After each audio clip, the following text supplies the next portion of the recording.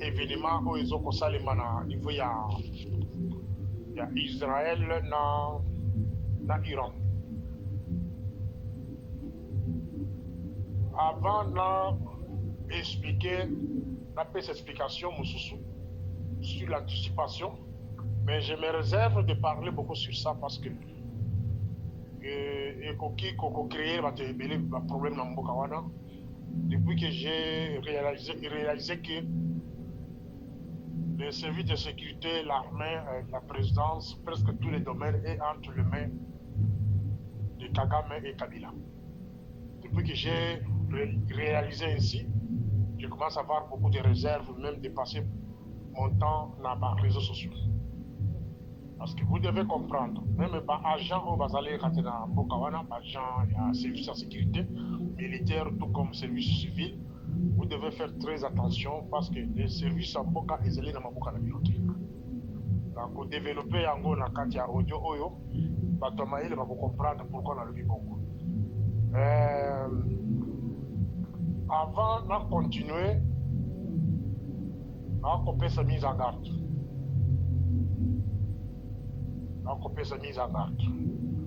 Concernant le cas de notre ami Wampanga Kabasele. La famille de Wampanga Kabasele Bazali en danger. Particulièrement moi Sinaï. Bazali pour recevoir appel anonyme. Tout le monde va se présenter comme étant ministre en fonction. Entre guillemets, comme il y a maman Eve Bazaïba, na monaki batinilanga numéro moko, balobi ke abenga ki monsi ya Wampanga. Mais moi je doute que maman Eve Bazaïba a kokobenga monsi ya Wampanga en privé à promettre $6,000. Donc c'est une manipulation. Donc moi si Wampanga na famille naye, bazali conseil na protection. Les combattants et la justice à Moka pour protéger famille wana. Bato oyo babomi mobali na ye basuki wana te balingi baefase mwasi na ye parce que mwasi na ye azalaki kole na mobali na ye, mwasi na ye abandi kokombattre na mobali na ye, bazalaki ensemble, donc bazali na intention ya koefase ye, bango moko bayebi pourquoi balingi koefase ye. Mais soki Kabuya azali interpellé te, je demande aux combattants cette fois-ci botala les camarades Félix. Parce que c'est bien lui maintenant le problème. Ceux qui Kabouya Azali interpellé,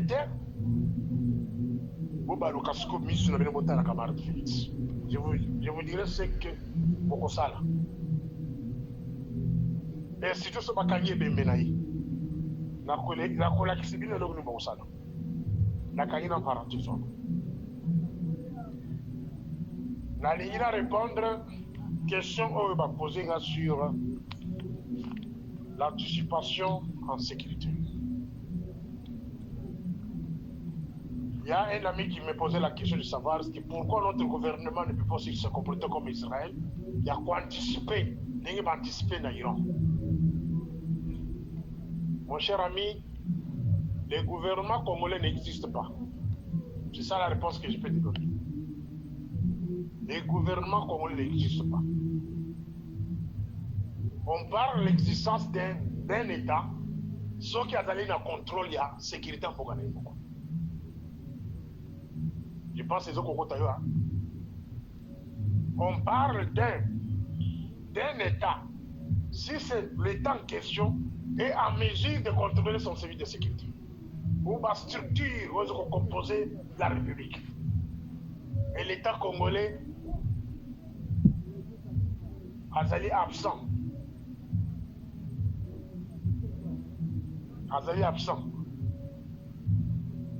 En commençant par la présidence de la République.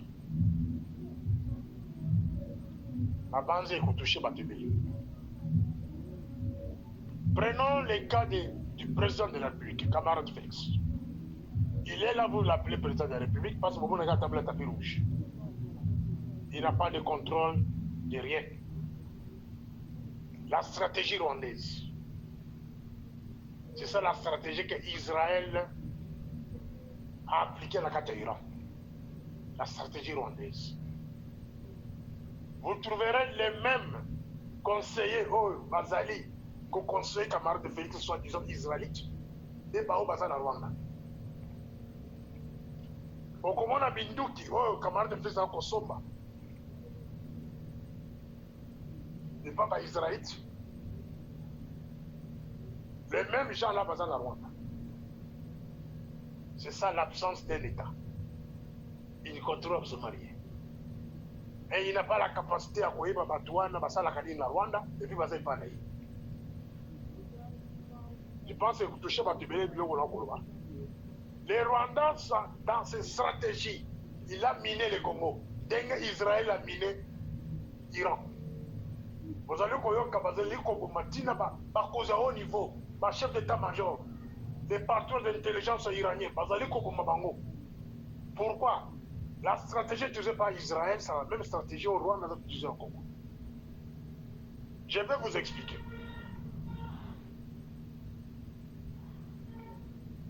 Président de la République, il a deux cabinets. Premier cabinet est composé de sa femme. Dans les gens de ce cabinet-là, vous trouverez les nélotiques. Baba va travailler la cabine à 20 ans. Les Bizumakara, les Roubera, les Kizaro, tous ces gens-là dans la cabinet. Mais bah, moi, on a raté dans notre présidence. Mais bah, on ne va pas jouer le rôle dans la cabinet. Mais bah, moi, ça fait sortir de comme étiquette. Voilà la première stratégie rwandaise. Il y a encore trouvé le président de la République. Et ceux qui ont raté, à la présidence, au-delà de 1500 conseillers, selon ma source de ma thèse en action.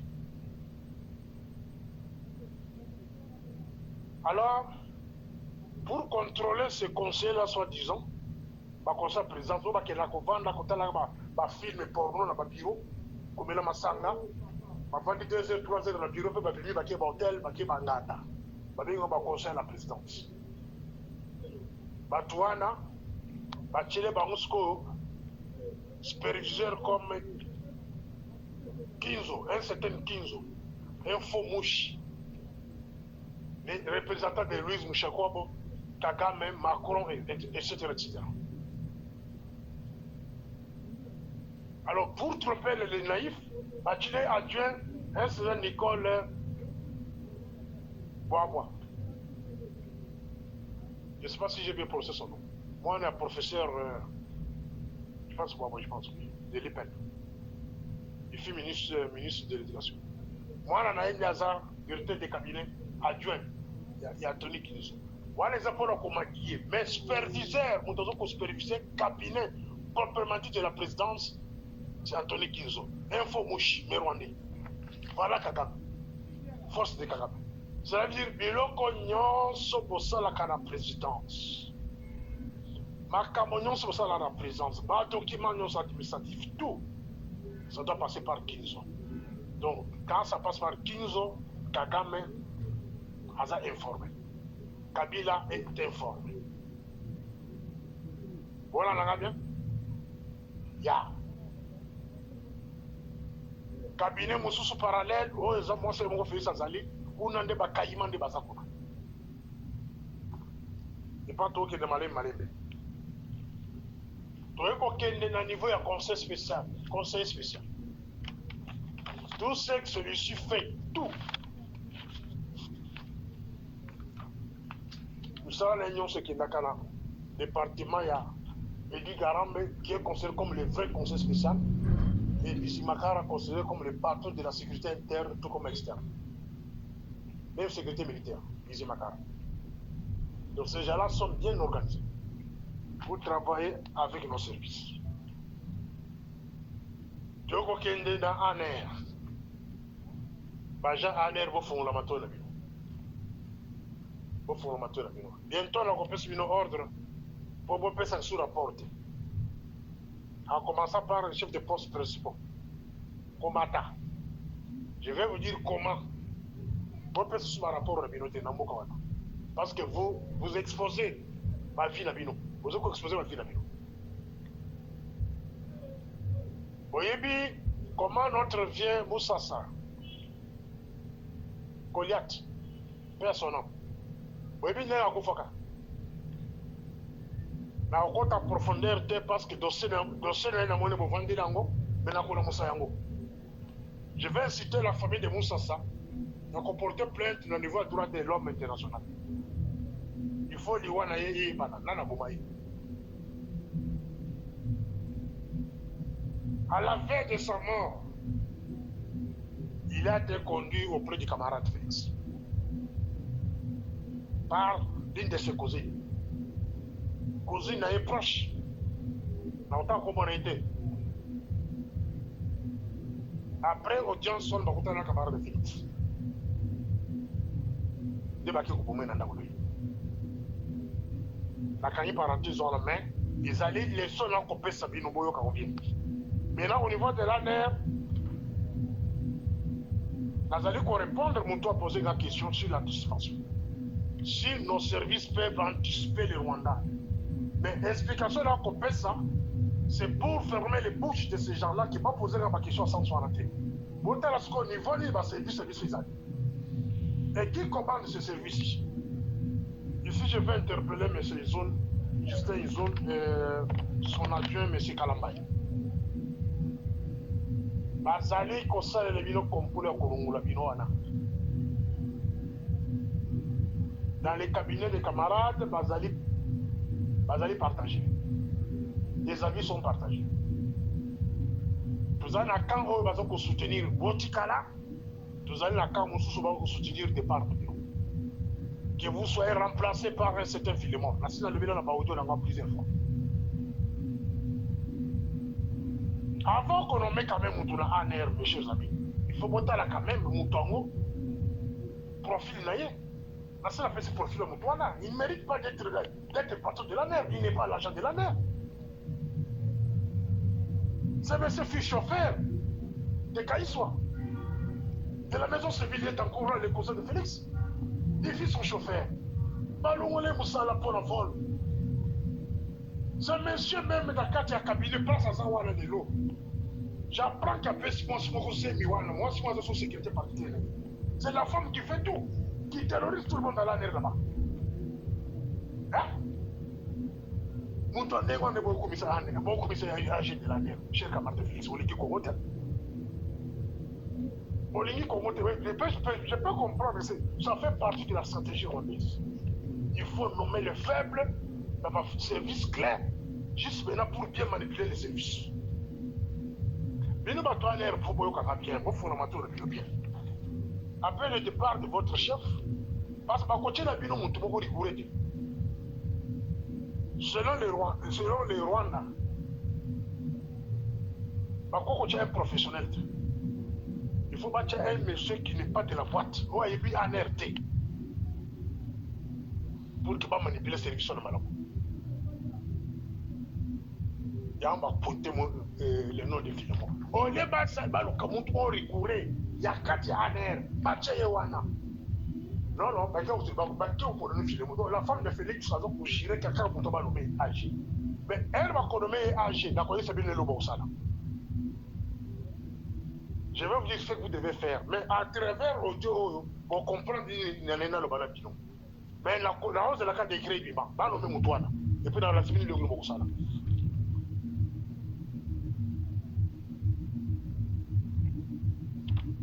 Le département, il y a un air interne, contrôlé par M. Mwenze. Mwenze, fille est proche de Maman Sifa. Maman Sifa, c'est la maman de Kabila. Bino Batoaï de Pes et les autres, vous avez ennemi à Kabila. L'entourage est naïf. Mais mon contrôle département interne, il y a sécurité mobile, c'est l'homme de Maman Sifa. Maman Kabila. Au fond, la stratégie rwandaise, département interne, ainsi que par rapport, il y a 26 provinces et Koyaka, les 24. C'est le département interne de la NER. Les AP Mwenze, je n'ai pas de problème avec lui, mais Batchewana avec des buts, avec des objectifs. rapport na ye qui n'a directement pas maman wana la première dame na sina ibisi bino na cabinet première dame balani bazalaka kuna na kati allez-y comprendre question vous posez sur l'anticipation est-ce que quelqu'un comme ça les makonga ko anticiper bakoki ko anticiper parce que par rapport à la sécurité ya mboka mobimba et quoi ya kana maboko mwenze fille proche de maman Sifa azaki ce que chauffeur na isu nani hein mwenze ce sont des proches de Jeannette Kabila maman Sifa mais là ça collaborer la première dame c'est-à-dire ils ont là à John Kalambahi sont des chevronnés bazo koyo kanate c'est parce que bazali na contrôle la service bazali na contrôle la service terre tout ce qui se passe à l'ANER les a cloisonnés moi cloisonné dépense ba jaba bien bazo cloisonné ba moi yango bobondi service zo koyo kana pédicité c'est à partir de ça département interne azo ko ramasser ba information nyonso ezali ko kene directement et pas maman administration ya ANER ba agent ba vie na bino financement na bino makam na bino nyonso effectif na bino contrôlé par un certain Philemon c'est la femme de Félix qui contrôle ça et quand la femme de Félix contrôle ça son cabinet composé de qui de Robert de Bizima de Karambe de tous ces gens-là ironiques que vous connaissez et vous allez nous parler de l'anticipation il n'y aura pas l'anticipation des services des causes à la terre. Voyez qu'on soit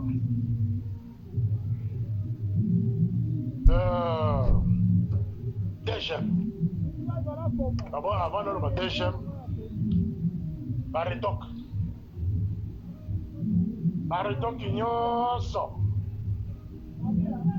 baklozolaka mokonzi ya ANER.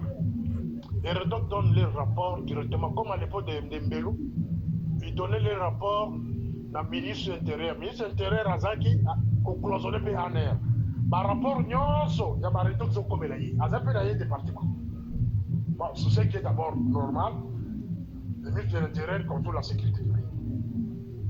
Mais dans une tradition en biso, les alliés Bogoté, le patron de l'ANER, après avoir kosala musala na ye, na ba synthèse de la sécurité, il doit donner une copie de la situation du pays avant que le document n'est pas président de la République. Il envoie un autre document chez le ministre de l'Intérieur. C'est comme ça. Mais celui-ci cloisonne la tête de service, azoaka ba rapport, il y a un rétoc dans le bureau, ministre de l'Intérieur. Vous voyez qu'on est dans la DGM. Le patron de la DGM, un autre faux mouche. Cabinet n'a pas composé de Barwandi. Adjoint, il y a directeur de la DGM, adjoint, c'était Mourouba. Mais proche, il y a François Béa. Mais Béa est diabolisé par l'IDPS et consorts qui a ennemi à pays. Proche de Kabila. Mais adjoint, il y a des gemmes, des proches à Félix. Des gens, ils continuent la délégation. Mes chers amis, dès que vous êtes chef de délégation à Qatar, c'est les proches de Béa. François Béa. Hein? Et c'était Papi Moui. Si vous avez anticipation, vous avez une explication.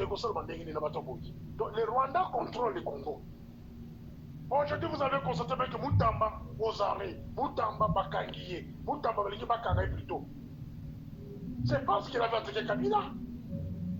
Les faits d'attaquer Kabila, les faits d'attaquer Kagame, ils ont donné l'ordre à Félix Kanamutouana. Papes ordre à Kamere Bakanamutouana. Mais j'apprends maintenant qu'à quelques battre mon ambassade à Cuba. Je n'ai pas de preuves, mais j'apprends qu'il est à l'ambassade de Cuba. Moutamba. Parce que Bakoki Kokobaye, moi, Bakoki Kokobaye. Pas sacrifié, je pense qu'il a touché Kakaka. Dernièrement, on a Bemba. Bemba n'a pas eu la troisième audio. Bemba.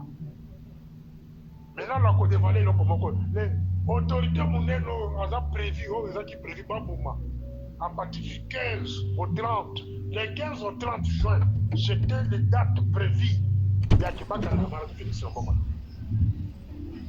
Mais les 15 et les qui, toujours que du les 30, tout à ligne de mais avant l'arrestation de camarade de Félix, il faut dire que des autorités mineures. Moi, je suis à Bandundu, moi, je suis à Équateur. Moutaza na liste aliboso yo mbemba. On t'a piégé au Kenya Koloba Bilobela na radio na Top Congo contre Kabila. Maintenant, aux alliés à Konimatir na bango ba sacrifier yo dans ba kubo mayo bangala ba tongo na kati pokana na ba Congo. C'est ce qu'ils cherchent maintenant. La quoi est le troisième audio. Mes chers amis, les choses les alliés malamouté. Moi, je veux dire anticipation que le Congo peut anticiper le rwanda des alliés. Aux Hollandais, nous par-ci par-là, malgré les deux provinces sont occupées, mais l'administration de Kinshasa continue à envoyer l'argent dans la zone occupée. Il y a même des officiels qui ne connaissent pas Butu.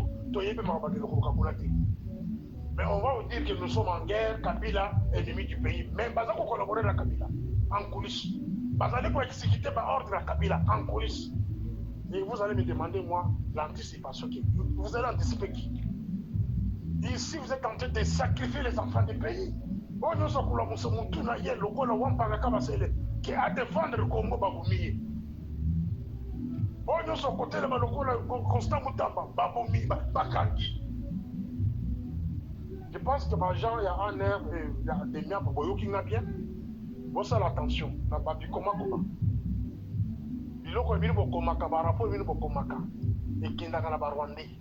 Ce sont eux qui contrôlent le Congo, qui contrôlent tout. Mais quitte à vous de se mettre debout, le Congo iranien commence à tuer ces gens-là dans ces pays-là. Ce sera du bien parce que vous êtes en train de défendre le Congo. Oh, nous sommes dans la signature, oh, nous sommes dans la makoki, oh, nous sommes dans la mundu qui est dans ma boko. À mon que Moutou, oh, c'est un Rwandais, mais bah, tiens, la place à ma Congolais. Pour si l'on a Moutouana. Pour si l'on a. Vous ne pouvez pas laisser les envahisseurs, bah, il y a un bon cabavandi, bah, comment dominer, non. Refusez. Pourquoi? Il n'y a pas un crime si vous tuez un envahisseur. Ce n'est pas un crime. Quand vous envahissez le Mboka, vous dominez, vous contrôlez le service de sécurité, armée, défense, vous avez ce n'est pas un crime. Même devant la CPI, la crime sont des envahisseurs. Les gens qui ont été connus hier, comme les Pacifiques Massouzo et consorts, comme les Rwandais, l'armée Wana. Tourou, Jacques. Bazali na armée, mais vous allez côté Kabango. Donc vous allez côté. Non. Il y a un moment donné, tu vas dire que tu vas discuter. Silence, la puissance parfois, ça dit beaucoup de choses. Et je me pose la question si réellement le Bila va Congolais. Parce que les Congolais que vous êtes, tout le Bila Bino Mingi, tout dénonce après Mingi, réaction de mon côté. Tout ça, là, se connaît. Ils se battent dans la vérité, bah, on va pas dès que vous un jour, on va appeler si Dieu le veut. Parce que le pouvoir de la mort, c'est Dieu seul qui le décide. Si Dieu le décide autrement, tu peux partir aussi. Mais beaucoup de gens, tout ce qu'on vous parle, vous avez exécuté de pouvoir de caca. Bah, conzi, vous avez se contenter quand la mythe ou la bagarre. Mais bon, que c'est les coquets.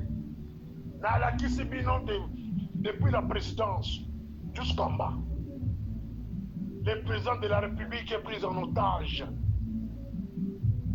Basé en otage et pris en charge de la sécurité. La cabinet Bissot et moi Sinaye, ce sont les Rwandais qui le contrôlent là-bas. La cabinet Popemati, et c'est les acquis Niembo. C'est Anthony Kinzo, l'homme de Louise Mouchikwabo, rwandaise. Là, Macron, donc ils ont contrôlé le cabinet Mobimba. Dans le niveau, il y a conseil spécial dans la Kispino. Tout ce qu'il lui fait, c'est Garant qui regarde ça. Et Bijou Bakara. Dans un air, Bachele Bino Batou, on va contrôler le service d'appui, le service à Minene, le service clé. Donc, Baton Bazali, les gens sont montés au conseil, ils jouent le pays et consort. Maintenant, posez-vous la question. Posez la question à votre président de la République. Qu'est-ce qu'il attend de nommer bateau, par exemple, pour passer l'amour au pays, dans ma service. Qu'est-ce qu'il attend d'enlever sa femme dans ma service en Boka? Voilà ma question. Nouveau ambassadeur. Je ne vois pas John Nyakero être accrédité dans ce pays. Pour des raisons où on en a eu. Ceux qui ont l'accrédité, je vais appeler ça miracle. Ceux qui a causé la, je dis bien, ceux qui a causé la accrédité, c'est un miracle.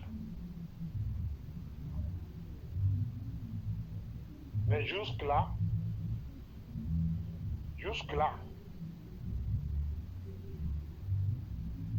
je ne suis pas encore convaincu qu'il y a causé la accrédité. On a colombé la bino après, peut-être dans 2 ou 3 jours. Pourquoi? Pourquoi Nyakero a causé la accrédité dans le côté? D'abord,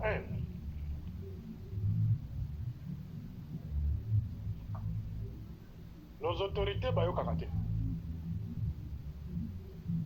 Natangi Sabino plusieurs fois au babengi étude de l'existant.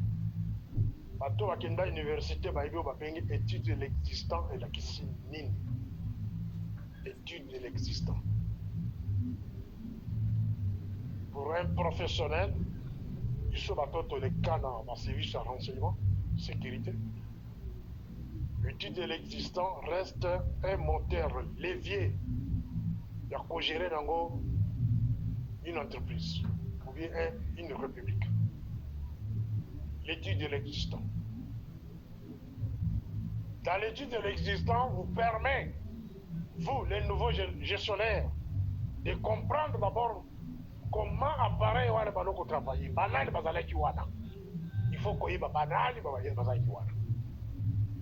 Donc il va y avoir utiliser les circuits d'information, tout ça. Ils ont la carte étude de l'existant. Et à partir de là, vous pouvez maintenant concevoir ce que nous appelons les plans directeurs. Donc, nous allons prendre autant que ça. Les plans directeurs. Bateau, batanga, ou les cas, la banzelle, c'est les cas. C'est quoi les plans directeurs? La canine parenthèse. Je ne vois pas John Nyakero être accrédité en Afrique du Sud. Quand je regarde sur mon tableau problématique, et là, on fait le tableau problématique, là, on a été. Mais ce qui a causé ça accrédité, ça sera un miracle. Ça sera un miracle. Pourquoi Nyakero a causé l'accrédité? Premier point. Les services de ce pays vont remarquer qu'il marche dans les pas de Moulaja. Quand on a Moulaja Manaki, il engage les gens dans les réseaux sociaux pour faire de la mobilisation. Est-ce que mon un ambassadeur qui est appelé à cause de la diplomatie, Yamboka, entre les deux pays, côté l'intérêt économique, il y a 2 pays, intérêt sécuritaire, il y a 2 pays, intérêt à défense, il y a 2 pays, mais il devient un homme des réseaux sociaux. Basta les publicités. Basta les publicités de Basta la Kawera Najigo. Basta les publicités de Basta la Kabavedette. Kiazali Koya. Déjà, il y a beaucoup de Misumbile Nanganda. Si nous voulons analyser ce qu'il est, cela veut dire qu'il ne vient pas pour rassembler les Congolais. Azali Koya ne peut pas pour les Congolais. Dès le Morning Star à Bunduso Moulaja. Ce qui est à Bunduso Moulaja, qui est mon frère du sang. Alors il n'y a qu'un ambassadeur. Donc un ambassadeur qui vient en Afrique du Sud avec l'esprit de diviser les Congolais, c'est un ambassadeur qui n'a pas la place ici. Vous venez ici pour nous diviser, donc au Bunduso, puis on concentre sur le côté. otie bavoyu na nzela biso totie service ya sécurité na nzela sikoyo tokotala nani aza makasi. Vous venez ici pour recruter les Koulouna, pas pour intimider Batou. Sachez que ça va tourner contre vous-même. Posez la question pour l'argent. Il y a trop de choses à l'ambassade que vous devez vous en occuper. Il y a des agents qu'on a chassés à l'ambassade. Mais c'est John Yakiro. Sans justice, Baja Wana. Okozon qui s'abango, Okozon qui s'abango. Il y a des détournements d'argent. Plus de 49 millions saisis par la Fédération. Il faut te dire la vérité. Si réellement vous travaillez pour la République. Nani Alembongo wana Monsieur John Nakero. Là, le commun ambassade Tembe va dossier au conseil là. Occupe-toi de Makamwa Malonga. Soko yeli Makamwa Wakaki va combattre que nous sommes au Koutangana de la Dayo. Parce que là, nous avons les Wati. Ça, je vous le dis ouvertement, la banque a liwati. Ce qui est encore liwati, cela veut dire que je suis prêt à tout. Vous allez avoir un problème au cause de l'ambassade. Termine d'abord ce problème-là. Dans la première agent, il y a des agents qui ont l'ambassade, on a libéré la libéra, qui ont l'ambassade.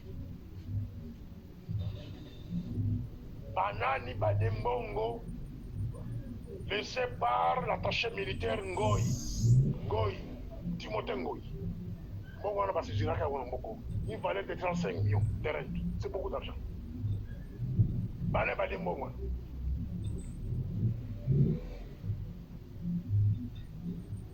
Il faut qu'on ait là salaire et agent. Agent local, salaire là, il est à 7 000 rentes. Ce qui est le colo, c'est 10 000 rentes. Qui est l'équivalent de 500 $. Mais quand un agent se promet d'acheter une voiture de 200 000, 300 000, 500 000, 1 million de rentes, il y a un ambassadeur photo Yeba, Mambo, sous-sement des années, blanchissement d'argent, ou bien il y a la mafia, il y a la drogue, mafia, bio comme avec la ambassade. Parce qu'on a un ambassadeur dans 5 millions, 200 000 rentes ou 100 000 rentes de Boko, l'ambassade, c'est un bon côté. Ce que tu vas confier, tu vas conseiller un bon côté, mais il y a des agents qui s'achètent des maisons, qui s'achètent des voitures de luxe. Voilà, va de ces occasions là. Dans un dossier, c'est la maison de l'ambassade, source de financement. Et les allez faire la commoyana. Ton livre, on va pas surprise. Il y a que non d'Akouana. Les allez sont commotés et communes soit il y a neve à Moulaja, ou soit il y a Boana Moulaja, ou soit il y a Moulaja. Donc, Congo est commis locataire. Bon, ce sont des dossiers où ils sont là, ils sont courriers pendant qu'on a de la dossier. Pendant qu'on a de la dossier. Ils sont tous allés à Wate pour notre tour. Tout l'andela yo vina yo. Oye ambassadeur n'a fait ici, votre beau-frère, vous continuez à Awa pour les intérêts de ma famille. Ils sont tous à la quantité. Oye pour ça, il y a des moussala. Yo entre yo na bango. Ils sont tous à la quantité.